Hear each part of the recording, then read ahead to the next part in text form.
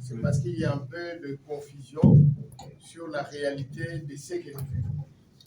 Donc, dans la vie, il ne faut jamais écouter par des sentiments, il faut vivre le palpable. Vous connaissez vous tous comment ce pays a passé de très mauvais moments.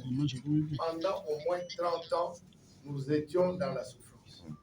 Et aujourd'hui, au niveau où nous avons eu quelqu'un qui veut quand même nous en sortir dans toutes ces difficultés, nous voyons les gens à qui il fait confiance, parce que lui, il est venu pour réunir tous les Congolais.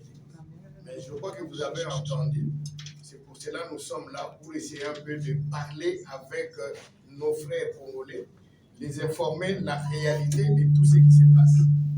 Je crois que les journalistes, vous êtes là, pas pour des injures, nous ne sommes pas pour les injures. Nous sommes là juste pour communiquer et parler en frères et sœurs.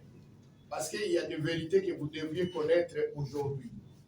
Ces mêmes personnes qui sont en train de parler, ils étaient à l'extérieur du pays. Nous ici, nous sommes dans la politique maintenant, on n'est pas là pour faire des polémiques, pour citer intentionnel. Je crois que dès son accession du pouvoir, il allait poser déjà ses problèmes. Il a fait le premier mandat, vous avez vu, trouver de bonnes guerres de gauche à droite, il ne savait même pas travailler. Il s'est ressaisi, il a essayé maintenant de faire encore mieux, réunir tous les Congolais avec un mouvement qu'il a fait que pour ne pas léser tout le monde. Mais le plus mauvais, ceux qui étaient dans des guerres, je crois qu'ils ont rejoint leurs émissaires de l'autre côté. Alors, à voir qu'au moment où, parce que la Constitution, on ne dit pas qu'on ne peut pas les changer, il y a plusieurs pays, vous le savez, la France, les États-Unis, la Belgique, même nos voisins qui se faisaient pour le Saint-Thomas, ils ont changé plusieurs fois la Constitution. Mais le président, il a le droit de rectifier ou bien de modifier la Constitution. C'est constitutionnel.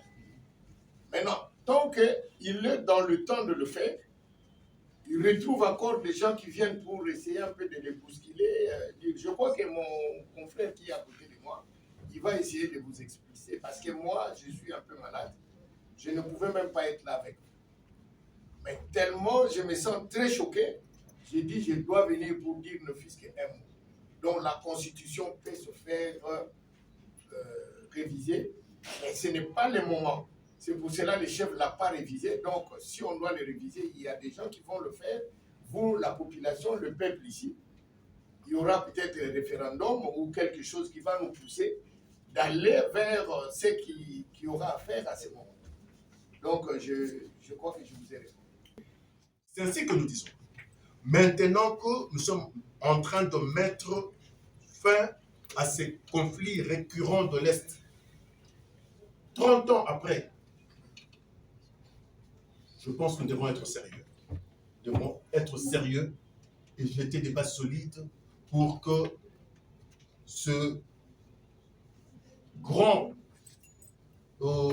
éléphant au cœur de l'Afrique qui est en train de se réveiller reparte sur de nouvelles bases. Et nous sommes pour qu'on jette des bases solides pour que le Congolais accède à son bien-être. Vous comprenez? c'est pour la première fois que nous réduisons Kagame à sa plus simple expression. Et c'est la toute première fois qu'il y a des projets comme PDL 145 territoires. Vous voyez dans tous les recoins du pays, on est en train de faire des travaux. On fait des routes, des zones de santé. Qu'est-ce qu'on ne fait pas? Finalement, on se demande, nous Congolais, qu'est-ce que nous voulons? C'est ainsi que nous voudrons ici vous dire qu'il n'y a que deux camps. Un camp du bien et un camp du mal. Le camp du bien est incarné par Félix Antoine Tshisekedi Tshilombo, n'est-ce pas? Et le camp du mal est incarné par tous ces aventuriers de l'Est là-bas. Le président vient de faire son appel, si on peut dire s'organiser.